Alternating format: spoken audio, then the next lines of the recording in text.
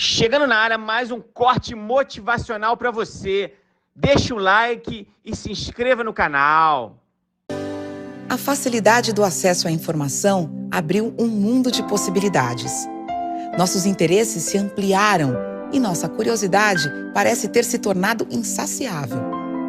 Mas corremos o risco de ficar perdidos em assuntos que não importam ou acreditar em fontes nada confiáveis. A curadoria tem o papel de ajudar na construção dos critérios de seleção.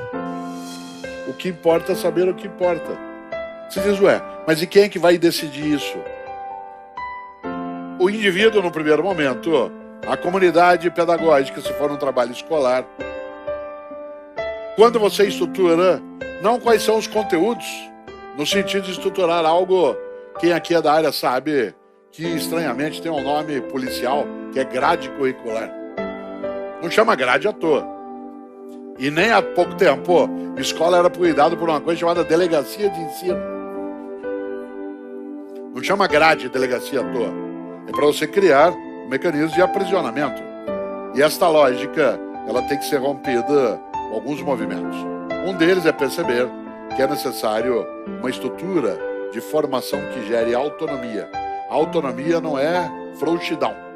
Por exemplo, é preciso que um país tenha uma base nacional curricular, a partir da qual, no que se refere à educação básica, se dê passos para que se possa, a partir dali, construir aquilo que é específico da realidade local, do interesse do indivíduo, daquilo que ele tem como projeto.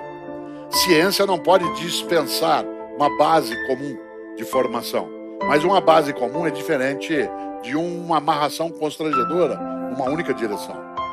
Por outro lado, uma coisa é uma base nacional curricular, outra coisa é a metodologia de ensino. E essa metodologia, eu não tenho dúvida, ela tem que partir daquilo que é sabido para chegar àquilo que não se sabe. Por exemplo, eu sou professor há 42 anos.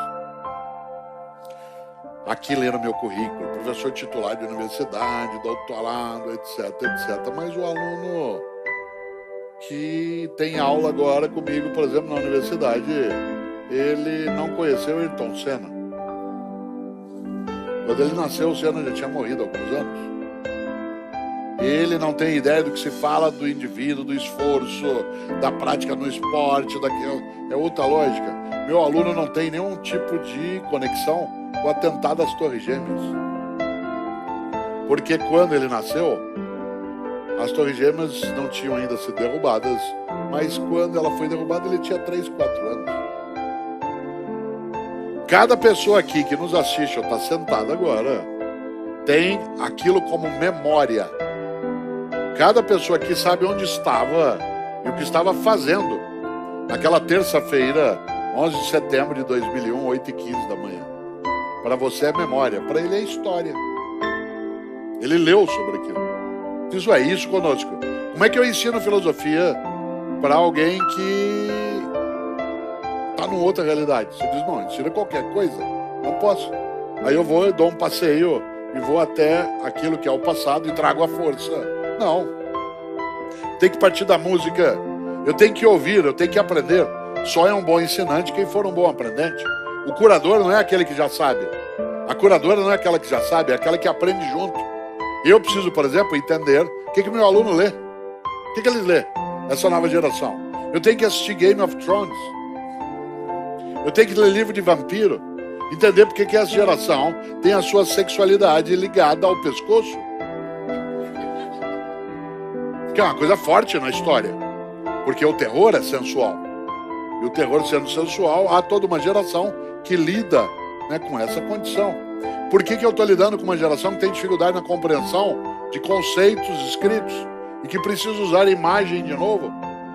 Os emoticons, eles são a falência da comunicação escrita. E eu termino um texto dizendo e fico muito feliz. Deveria bastar isso? Não, você põe uma carinha rindo. Desenha para entender. Gostei demais do que você me mandou. E junto vai uma mão fazendo aplauso. Nós estamos voltando às cavernas. Nós vamos escrever de novo. Vamos ao mundo da hierografia. Eu preciso entender por que aqueles com quem eu ajudo a formar, ele tem dificuldade de compreensão disso. O que o emociona? Porque o conhecimento vem da emoção. Você sabe que mover, em latim, é aquilo que te move e que mexe contigo. Você só aprende de fato o que mexe com você. O que é que te toca? Não é que você aprende o que mexe, é o que mexe com você que te faz ficar em estado de prontidão para o conhecimento. Você só foi aprender a cozinhar quando você teve isso como uma necessidade ou como um prazer. Alguma coisa mexeu contigo. Você foi aprender um poema, você foi aprender algo no campo da química, você foi para algo no campo da física, quando aquilo mexeu com você. O que é que te emociona? O que importa é saber o que importa. E o que importa? Aquilo que nos emociona, aquilo que nos toca, aquilo que mexe conosco. Se eu sou um formador, eu preciso saber o que mexe com as pessoas. Eu tenho que passear um pouco no mundo delas para saber o que está mexendo com elas. E eu posso ajudar a formá-las, mas neles também me formo. Porque, é claro, nesse passeio que faço como docente, vou aprendendo, inclusive, coisas que não sabia. Daí que a curadoria, ele é um processo de reciprocidade. É necessário, acima de qualquer coisa, que a gente não esqueça do Milor. Se você não tem dúvidas, é porque está mal informado. No entanto, se a gente observa, não se constrói um conhecimento, não se constrói formação só na dúvida, mas sem ela, isso fica fraturado. E a comunicação nos tempos atuais, ela exige que nós sejamos capazes de não mais apenas tornar disponível a informação, mas permitir que ela tenha qualidade, fazer com que haja mecanismos de seleção, auxiliar a construir critérios para a escolha. Qual curador eu desejo? Qual curador eu desejo? Aquele ou aquela que torne disponível para mim o que eu preciso para que eu possa fazer o que me emociona, me toca, que é necessário e que auxilie também a minha comunidade a fazê-lo. Aquilo que contempla o indivíduo e a comunidade. Não é só o indivíduo, não é só o disperso na comunidade, mas que trabalhe com essa dupla conexão. Nesta hora, aquele ou aquela que se dispõe na área da comunicação, na área da docência, na área da formação empresarial, a fazer o que se chama de formação de pessoas, precisa perceber o quanto que o conceito de curadoria está conectado ao sentido original, até etimológico, que é a expressão cur, em latim significa cuidar. Cuidar. Por isso, procurador. O procurador. Curar algo é cuidar. Há uma palavra aí maravilhosa que vem de cura também, que é curioso. Curiosa é a pessoa que cuida de algo, que fica atrás daquilo. Claro, nós perdemos uma parte da curiosidade em relação a algumas coisas e hoje temos outras curiosidades. Mas a ideia de curador é aquele que cuida. Cuida do quê? Cuida para que nós sejamos capazes de não ter um conhecimento que não é conhecimento, que é mera abstração, que é informação, que é só acúmulo e que serve para nos levar a algo que, em grande medida, às vezes, a formação leva, que é o espírito de Cristóvão Colombo. Colombo, quando partiu, não sabia onde ia chegar. E quando chegou, não sabia onde estava. E uma parte das pessoas se movimenta nessa direção. Por isso, volto ao ponto. Será que eu preciso saber todas as coisas? Claro que não. Uma pessoa sábia não é aquela que tudo sabe. É aquela que sabe o que é necessário saber para que ela viva de maneira elevada e a sua comunidade também. Conhecimento é partilha. Como um dia Drummond, no seu poema Memórias, termina dizendo: pois as coisas findas, muito mais que lindas, essas ficarão. E o conhecimento, ele é algo que é vivo, ele não pode ser congelado. Por isso, desejo que quando cada um e cada uma de nós olhe a nossa tarefa na formação nossa e de outras pessoas, que a gente seja capaz de fazer algo decisivo, que é uma biópsia do que fazemos. Há pessoas que, quando falam sobre formação e educação, só fazem autópsia, só identifica causa-mortes. E isso de nada nos adianta, preciso fazer biópsia. Na autópsia só diz, não funciona, não dá certo. Na biópsia você pega uma coisa viva, vê o que ela tem de problema e procura corrigi-la para ela continuar viva. Por isso, a era da curadoria exige cada vez mais biópsia e menos autópsia. se você não tem dúvidas, é porque está mal informado. Por isso, pergunto eu, num lugar de gente inteligente, alguma dúvida?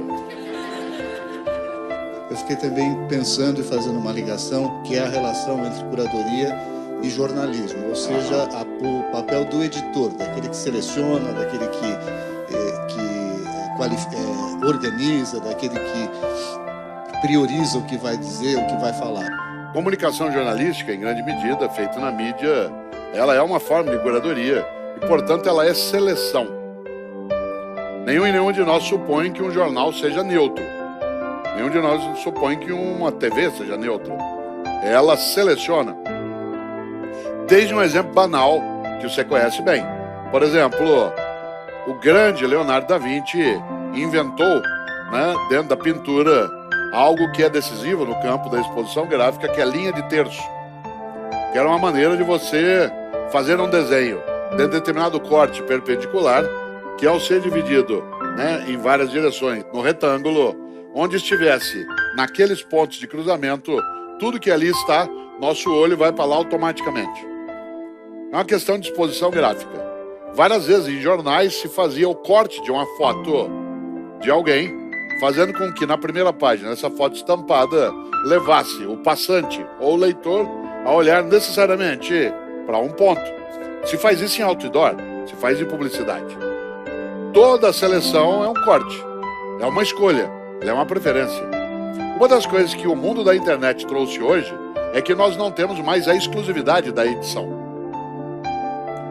Não dá para você editar um jornal, não dá para editar um café filosófico sem você fazer as aparas, tirar partes, conectar outras, é feito de escolhas.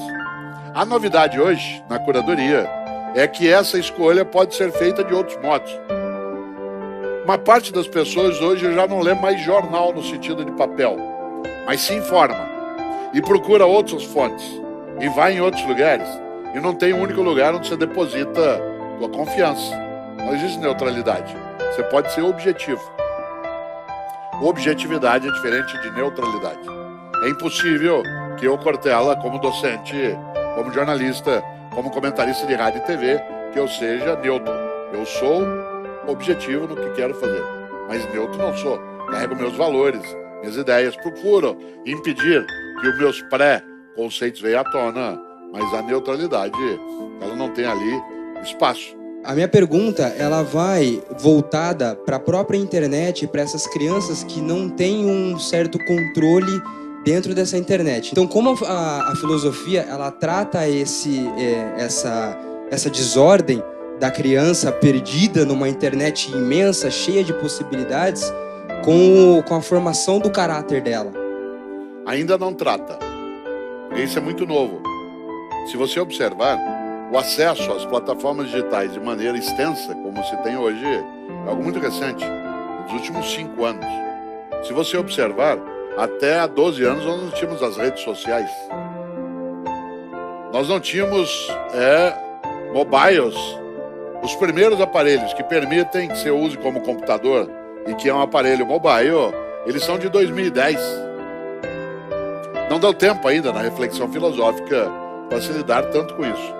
O que vale pensar é o quanto que o que pais e mães podem fazer é uma formação que não depende exclusivamente da escola e que os leve também a se interessar por aquilo que os seus filhos estão se interessando.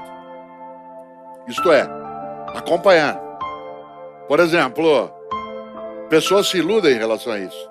Uma parte das crianças e jovens hoje tem um domínio digital imenso. Ele pode te enganar. Você está hoje aqui, o que teu filho está vendo agora? Será que ele não está na internet, numa comunidade fabricante de bomba? Você diz, eu não sei, você tem que saber. Daí você chega lá e diz assim, bom, eu vou dar um pega nele. Aí a hora que você chega em casa, você vai e abre a porta do quarto de repente, igual teu pai fazia, para ver se te pegava. E ele domina aquela tecnologia. O que ele faz? Ele bate o dedinho só numa tecla, e muda a página do computador. Aparece uma foto de Santo Expedito. Por uma graça recebida. Você fica todo tocado, sai e ele volta. Então, O que importa é saber o que importa. E se você é pai ou mãe, ou cuida de crianças, você tem que também se importar com o que está importando para eles. Então você tem que também frequentar, você tem que também olhar, você tem que dialogar. E aí eu dou uma dica que eu sempre faço, eu fiz há muitos anos e ela continua às vezes ajudando. Tem pais e mães que quando chega em casa e encontra o filho, em vez de dialogar com ele, estrutura uma auditoria. Chega em casa e fala, e aí filho, o que você aprendeu hoje? Na hora o jovem ou a criança ela retrai. Isso é auditoria. Você quer chegar ao mesmo resultado de outro modo? E aí filho, o que você pode me ensinar hoje? O resultado será igual. O que muda é o modo de aproximação.